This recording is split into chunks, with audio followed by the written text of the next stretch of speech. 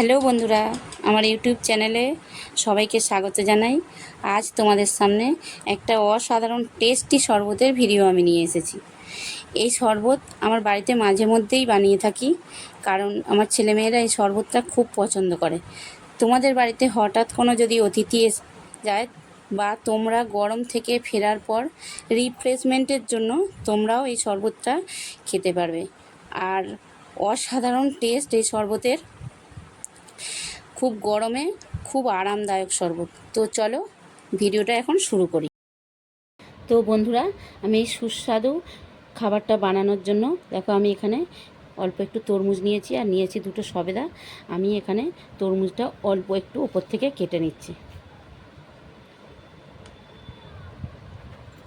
আর তরমুজটা আমি এইভাবে কুচি কুচি করে কেটে নিচ্ছি।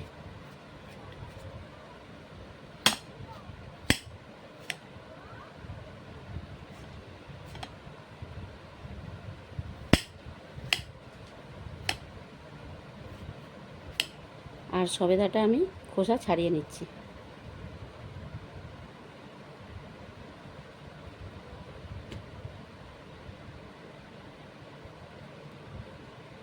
এই গরমের দিনে এই সুস্বাদু খাবারটা এত ভালো লাগে মুখে বন্ধুরা, তোমরা একবার হলে বানিয়ে খাও।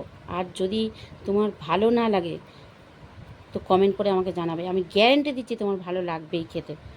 আর বাড়ির সদস্যরা যদি খায় তারা তোমার হাতের প্রশংসা করবে, আবারও খেতে চাইবে পরের দিন। দেখো সবেদাটা আমি ছাড়িয়ে নিয়েছি, আর ভেতর থেকে দানাগুলো ফেলে দিতে হবে। দেখো ভেতরে যে বীজগুলো আছে ওগুলো আমি ফেলে দিচ্ছি ছাড়িয়ে।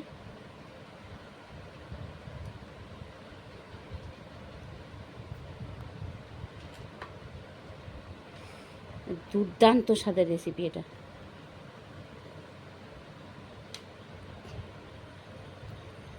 সব দানা আমি ছাড়িয়ে নিয়েছি। এখন দেখো নিয়েছি আমি এখানে টক দই।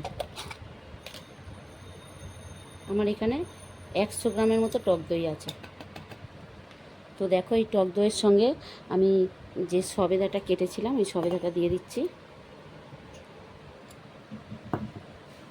আর আমি দিয়ে দিচ্ছি এখানে দেখো বিট নুন দিচ্ছি, চিনি। টক দই যেহেতু আমি একটু চিনিটা বেশি দিলাম, চিনিটা তোমাদের স্বাদ মতো দেবে। আমি এটা এখন খুব ভালো করে পেস্ট করে নিয়ে তোমাদের দেখাচ্ছি। দেখো পেস্ট করা হয়ে গেছে। এখন আমি একটা গ্লাসের মধ্যে এটা ঢালছি, আর আমি ওই গ্লাসে দিয়ে দিচ্ছি অল্প একটু জল।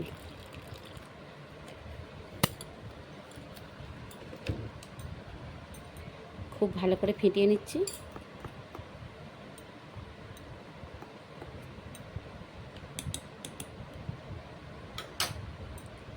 আর দেখো যে তরমুজটা আমি কেটেছিলাম তরমুজটা এখন দিয়ে দিচ্ছি।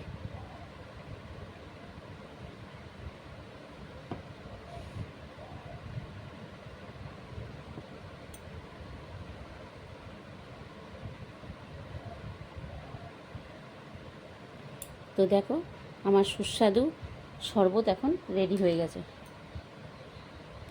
তো ভিডিওটা কেমন লাগলো কমেন্ট করে জানাবে। আর যদি ভিডিওটা ভালো লেগে থাকে ভিডিওটা একটা লাইক করবে, আর আমার ছোট্ট চ্যানেলটাকে সাবস্ক্রাইব করে আমার পাশে থাকবে।